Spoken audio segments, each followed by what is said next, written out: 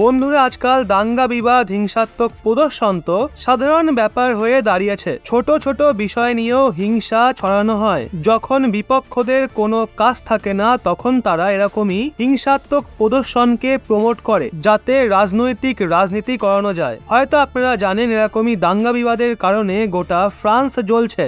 ভুল অন্য কারোর, কিন্তু বিরোধীদের টার্গেটে রয়েছে ভারতের কাছের বন্ধু ইমানুয়েল ম্যাক্রন। আসলে 27 জুন ফ্রান্সে এক ট্রাফিক পুলিশ 17 বছরের আলজেরিয়া প্রদেশের নাহিল নামক বালককে গুলি করে দেয়। সে ওখানেই মারা যায়।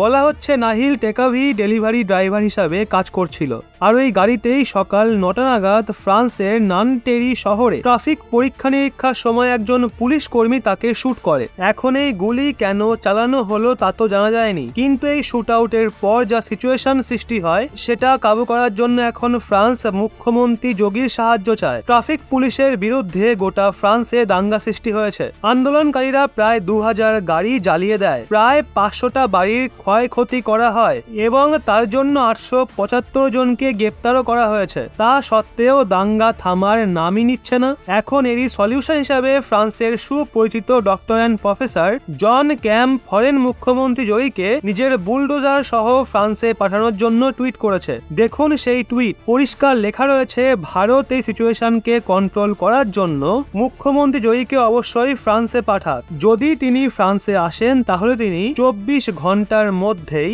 দাঙ্গা বিবাদ বন্ধ করে দেবে। আসলে প্রফেসর মনে করে মুখ্যমন্ত্রী যোগীর আমলে শাসন এবং আইন ব্যবস্থা বজায় রাখার এটাই একমাত্র উপায়। আন্দোলনকারীদের ঘরে সোজা বুলডোজার চালিয়ে দাও।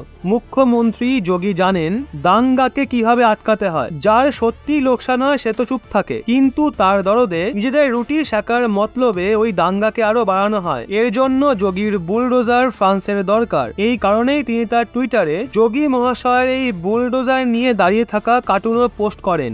এখন প্রফেসরের যোগী মহাশয়ের কথা এর জন্য মনে পড়ছে, কারণ বিগত 5 দিন ধরে ফ্রান্স মারাত্মক দাঙ্গার মুখে পড়েছে। দাঙ্গার সঙ্গে মোকাবিলা করার জন্য রাস্তাঘাটে ভারী মাত্রায় পুলিশ মোতায়েন করা হয়েছে। ফ্রান্সের হোম মিনিস্টার বর্তমান পরিস্থিতির সঙ্গে মোকাবিলা করার জন্য 45,000 অতিরিক্ত পুলিশ আধিকারিকদের মোতায়েন করেছে, কিন্তু হিংসা থামার নামই নিচ্ছে না। অবশ্য দেখা হলে এই সিচুয়েশনই আতিককে গ্রেপ্তার করার পর উত্তর প্রদেশেও দেখতে পাওয়া যেত, যদি যোগী মহাশয় সবাইকে বুলডোজারের ভয় না দেখাতো, যার পরিণাম স্বরূপ মিডিয়া পুলিশের সামনেই আতিককে গুলি করা হয়। কিন্তু কেউই যোগীর বিরুদ্ধে আওয়াজ তোলার সাহস দেখায়নি। এজন্যই তো প্রফেসর যোগীকে ফ্রান্সে আসতে বলেছেন। এখন যোগী মহাশয় ফ্রান্সে যাবেন কি যাবেন না সেটা তো পরের কথা। তবে আপনাদের কি মনে হয়, যোগী রাজ্যের মতো আইন ব্যবস্থা কি মণিপুরেও লাগু করে দেওয়া উচিত? কারণ ওখানে উগ্রবাদীদের কোনো কমতি নেই। এই বিষয়ে আপনাদের কি মতামত নিচে কমেন্টে অবশ্যই জানান।